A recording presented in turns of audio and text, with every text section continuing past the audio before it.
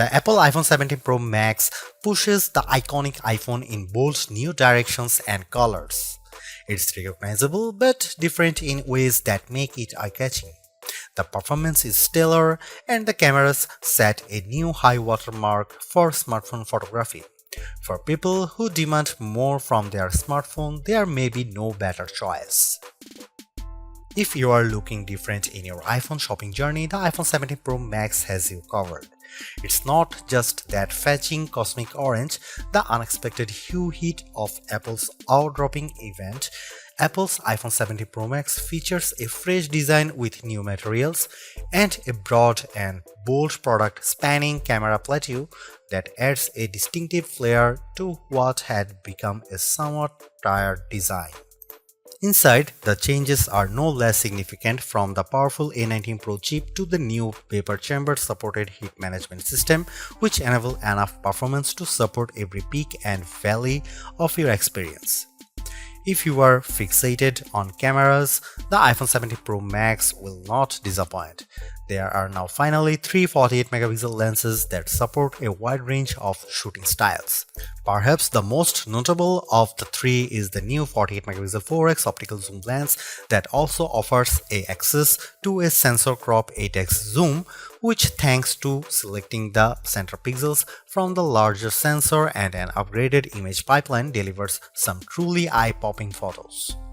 This is also an upgrade that makes a canny swap of titanium for aluminum a seeming downgrade, but one with some significant benefits, like the ability to apply that amazing new anodized orange finish and the ability to better distribute and dissipate heat. Finally, there's the price. It's the one thing you hope doesn't get an upgrade. And I am happy to report that Apple somehow held the line here. The iPhone 17 Pro Max still starts at $1,199 US. It's never been a cheap smartphone, but then this one is for the pros, and I think they will be very happy. I know I am. As for why you might buy the iPhone 17 Pro Max over the iPhone 17 Pro, that comes down to screen size, battery life potential, and the option to get up to 2 TB of storage. Otherwise, these iPhones are identical. The iPhone 17 Pro Max was announced at Apple's eye-dropping event on September 9. Pre-orders began on September 12, and the phone arrives in stores and starts shipping on September 19. The iPhone 17 Pro starts at $1,199 US for the model with 256GB of storage, with that price rising to $1,399 US for 512GB of storage, $1,599 US for 1TB storage, and $1,999 US for 2TB of storage. The later configuration represents the largest storage capacity of any iPhone ever. Apple is likely getting undue credit for not raising the price of the base model iPhone 17 Pro Max. Component prices and supply chain issues relating to the geopolitical stage are surely putting pressure on the company. Somehow, too, Apple has held the line, and the base iPhone 17 Pro Max still starts at $1,199 US for 256GB model. The only difference in pricing comes into play when you stretch to the phone's new upper tier of 2TB, which is only available with the Pro Max model. That sends the price up to almost $2,000 US. It boggles the mind that we now consider paying almost $2,000 for a pocket-sized device to be rational.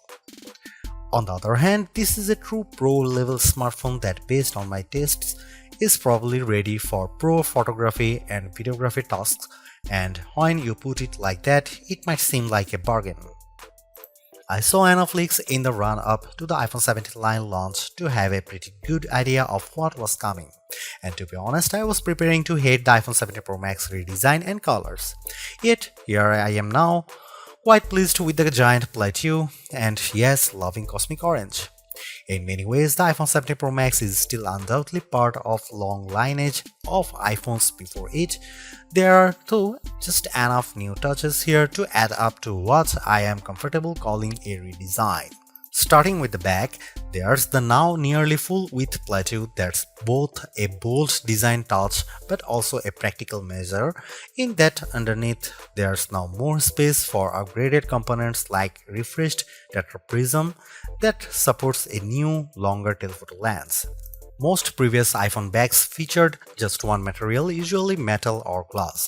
The iPhone 17 Pro Max is a spiffy mix of the two, metal and glass, or rather a larger rectangular ceramic shield cutout with the rest a univity chassis literally carved out of aluminum.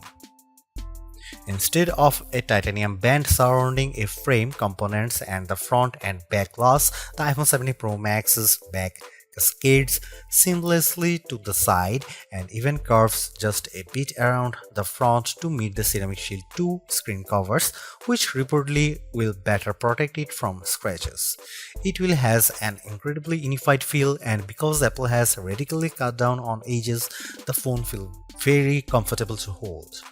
When it comes to dimensions and weight, the iPhone 17 Pro Max is slightly larger and heavier than the iPhone 16 Pro Max, but I challenge anyone to notice the differences, which can be measured in fraction.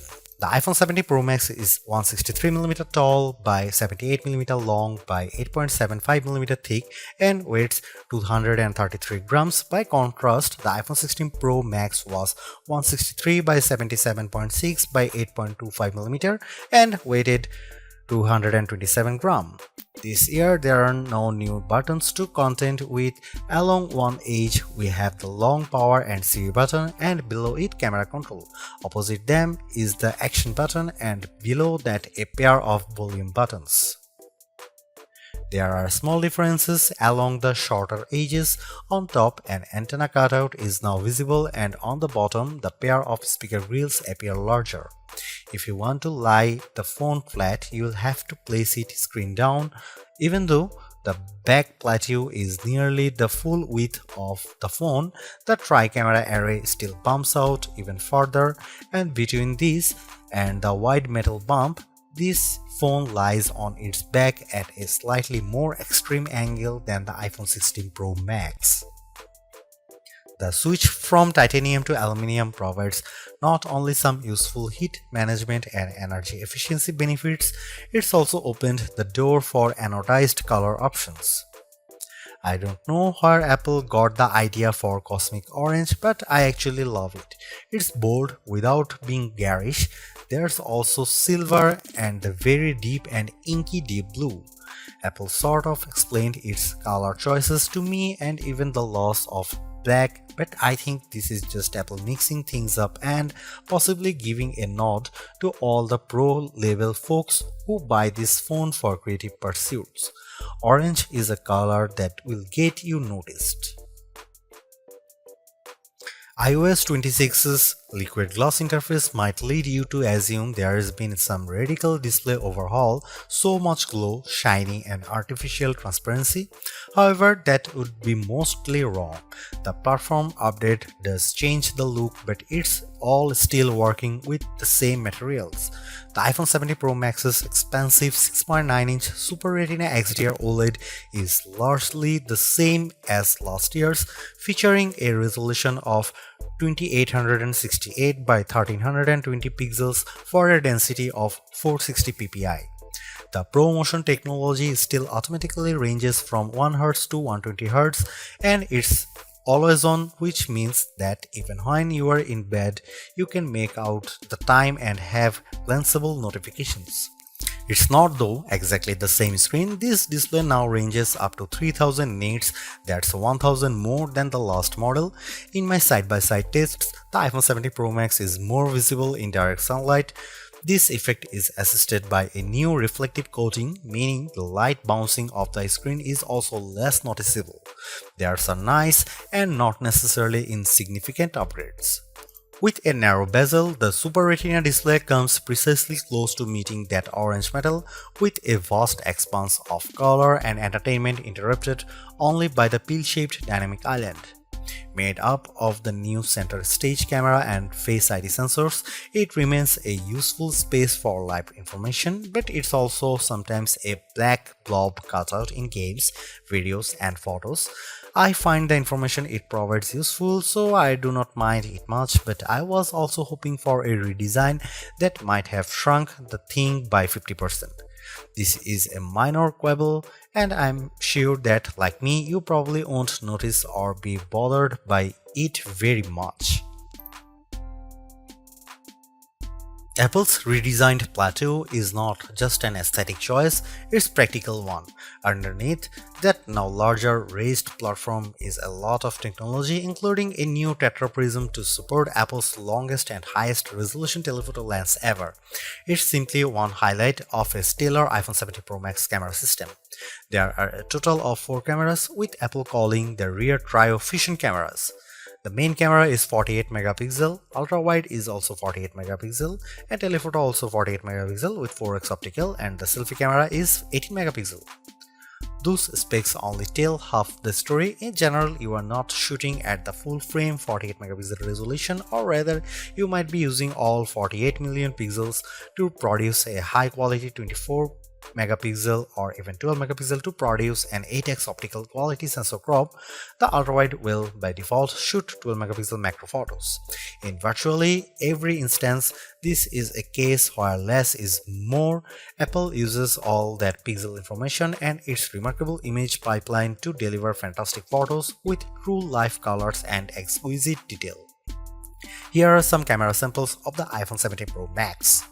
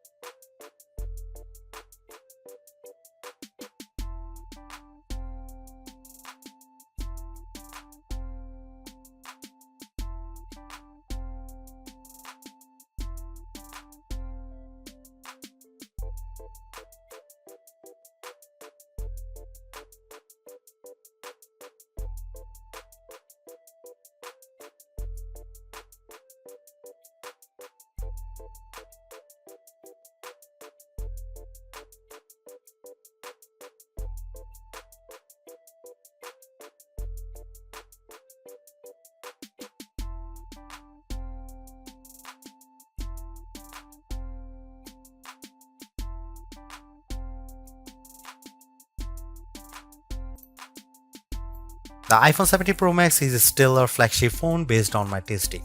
You get a more powerful zoom camera, better sustained performance, and the longest iPhone battery life ever, a head-turning design.